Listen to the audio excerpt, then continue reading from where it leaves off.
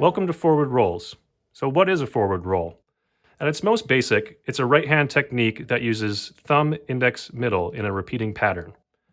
Now, it came from banjo playing, that of Earl Scruggs to be specific, and can give you a banjo type of sound on the dobro, and it can be used to fill up space in solos. It can be used as backup. There's many different applications. Now, don't let anyone tell you that there's only one kind of forward roll or that there's a specific one that is the way you have to do it. There's many different ways of playing a forward roll and variations. So I'm going to give you a couple different ways that I've been taught over the years here, and starting with the most basic and then adding some complexity in there. So if you're a complete beginner, like I said, thumb, index, middle is the name of the game. So let's grab the top 3 strings and start with the thumb and play each of those strings in sequence in time.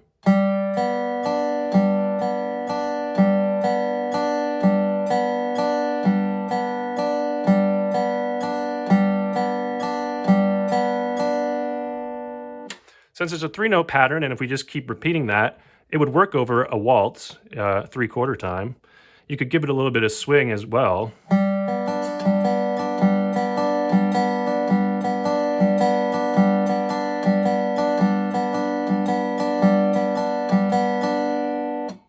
So all I'm doing there is thumb, index, middle, thumb, index, middle, thumb, index, middle, rinse, wash, repeat. Now we can move that around to any grouping of the strings with our right hand. So let's say we're on now the 4th string, the 3rd string, and the 1st string. And you could do the same pattern.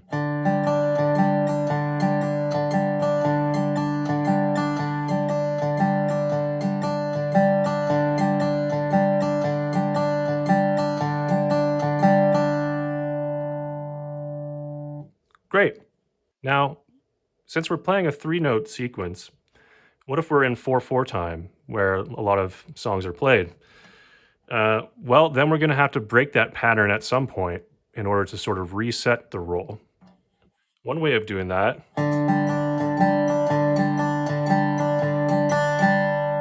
is to add a short little backward roll, coming back with an index finger at the end of the pattern. So I would be playing this this pattern over 2 measures.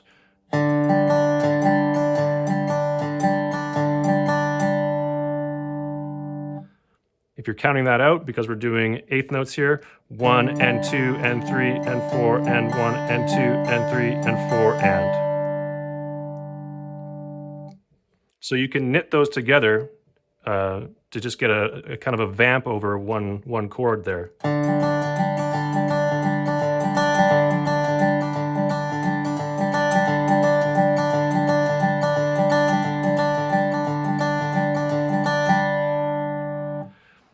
I was adding a little bit of swing in there as well. That's just naturally what I gravitate towards.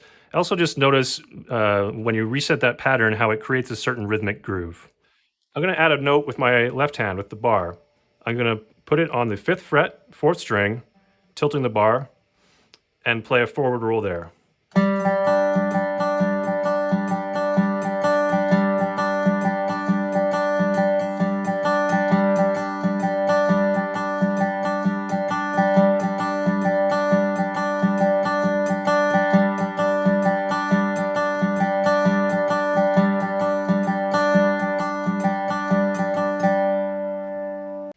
Another thing you might do is add a slide into that first note of the pattern.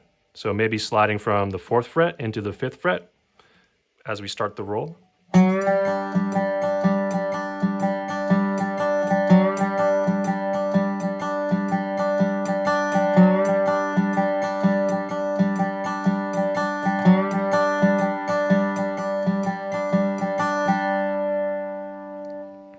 Here's another little variation of the pattern for you.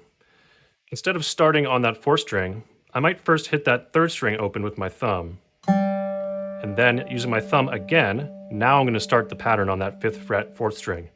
So thumb, thumb. That will come in handy in our next video lesson, Pickaway. So there are some basics to the technique. Here's an exercise for you. We're going to play notes of the G major scale on the 4th string with our left hand and do 2 measures of the forward roll over each note. 1, 2, 3, go.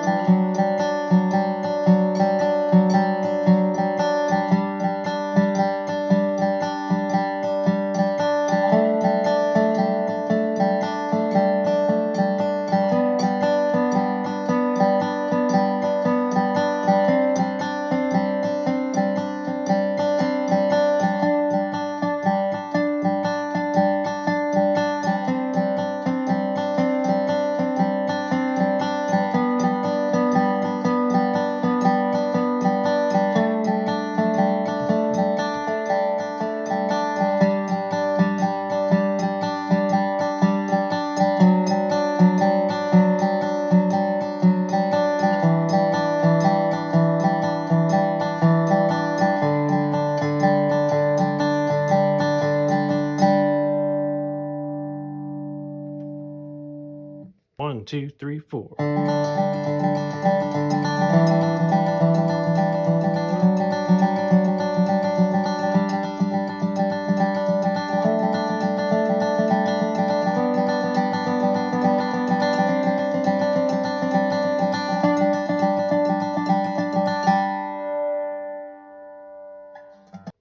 Now I'm going to muddy the waters a little bit. Some of my teachers and mentors, Ivan Rosenberg and Mike Witcher amongst them, turned me on to the idea of double thumbing. So instead of going thumb, index, middle on my right hand, we go thumb, thumb, middle. This is going to create a different rhythmic groove a little bit. It's subtle. I'm going to go to my 4th fret, 4th string, and practice it there. So thumb, thumb, middle.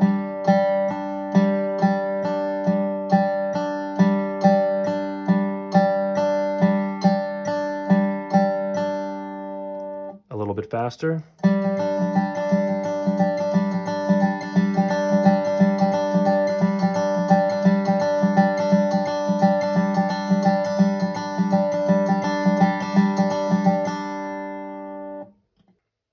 So there's another approach to how you might do this and get a different rhythmic flavor. I use that sometimes. I find it tricky to get that double thumbing up to speed, so I use it on more moderate tempo tunes. A third approach I learned from Billy Cardine. Instead of using that little backward roll, that index finger to sort of reset this pattern, he just continued to play a 3-note pattern, thumb, index, middle, and accentuating a different finger each time in the sequence. So it starts with the thumb, and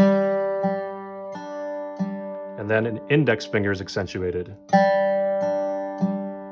and then a middle finger, and then back to the thumb, index finger, middle finger. It's a bit hard to explain, but it's like a forward roll within a forward roll, just based on the notes that are being accentuated. I'll play it up a little faster so hopefully you can hear what's going on, and I'll really try to accentuate those notes.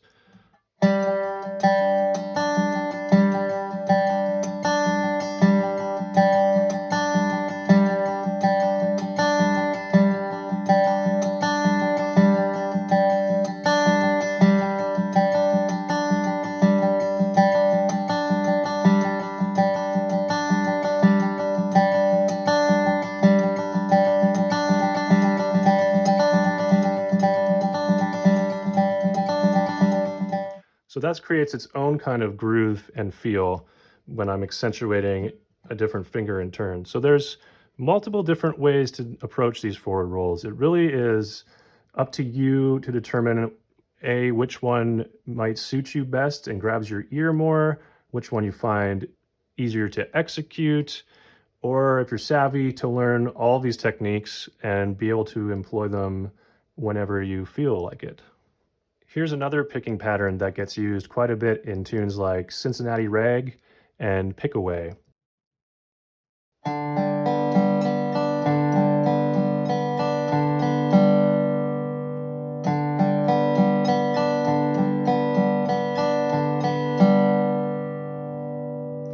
I can add the left hand in there as well. I can place my bar over the 5th fret, so a 4 chord in the key of G or C major.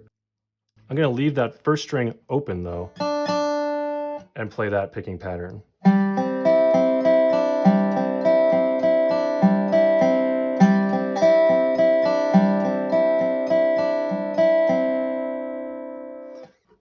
I can do the same thing over the 9th fret for an E dominant 7 chord.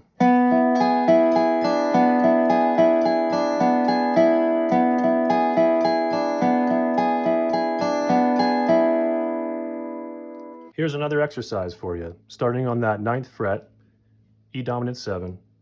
1, 2, 3, go.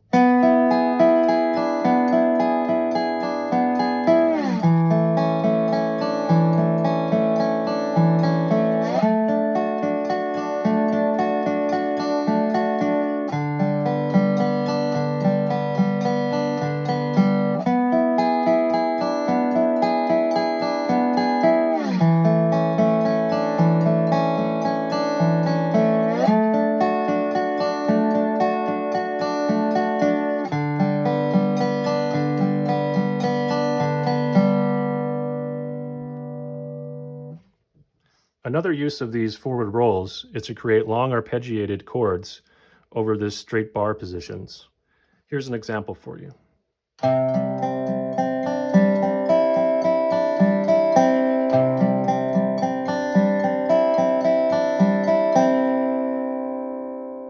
So there's a general survey of some of the forward roll techniques and approaches and variations of the pattern that you can start using in your playing.